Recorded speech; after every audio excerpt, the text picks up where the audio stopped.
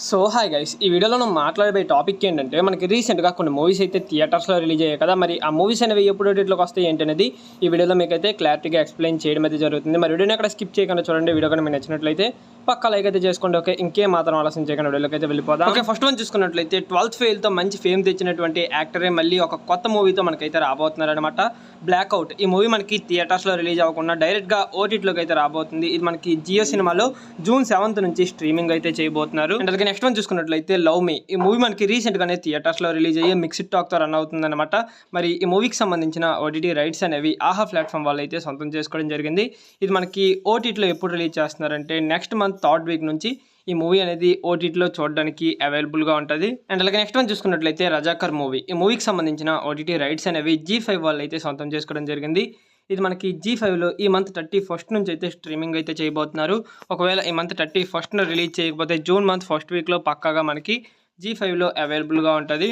And అలాగే మమ్ముట్టి గారిది రీసెంట్గానే థియేటర్స్లో రిలీజ్ అయినటువంటి మూవీ టర్బో ఈ మూవీ మనకి థియేటర్స్లో రిలీజ్ అయ్యి మంచి టాక్తోనే రన్ అవుతుందన్నమాట. ఈ మూవీకి సంబంధించిన ఓటీటీ రైట్స్ అనేవి ప్రైమ్ వీడియో వాళ్ళు అయితే సొంతం చేసుకోవడం జరిగింది. ఇది మనకి ప్రైమ్ వీడియోలో నెక్స్ట్ మంత్ 18th నుంచి చూడడానికి అవైలబుల్గా ఉంటుంది.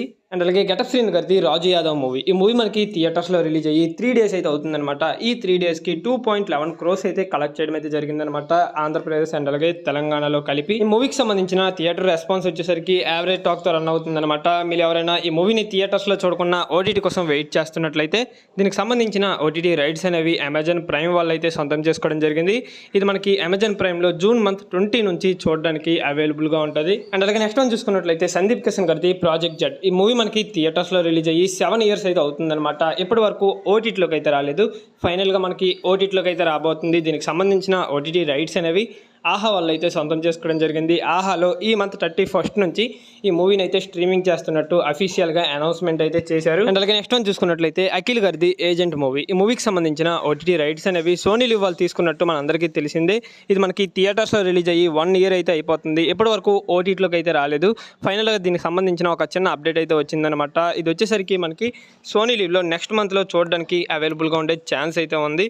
దీనికి సంబంధించిన అప్డేట్ అనేది మనకి జూన్ మంత్ 1st వీక్ కానీ 2nd వీక్ కానీ ఒక అప్డేట్ అయితే ఇవ్వడం అయితే జరుగుతుంది. మరి ఆ అప్డేట్ కోసం మీరు ఎంతమంది వెయిట్ చేస్తున్నారో కింద కామెంట్ సెక్షన్లో కామెంట్ అయితే చేయండి. అండ్ అలాగే శివకార్తికేయన్ గారిది ఐలాండ్ మూవీ ఈ మూవీ మనకి ఈ ఇయర్ పొంగల్కి అయితే రిలీజ్ అయింది. ఇప్పటి వరకు ఓటీటీలోకి అయితే రాలేదు. దీనికి సంబంధించిన ఎటువంటి ఓటీటీ అప్డేట్ కూడా రావడం లేదు.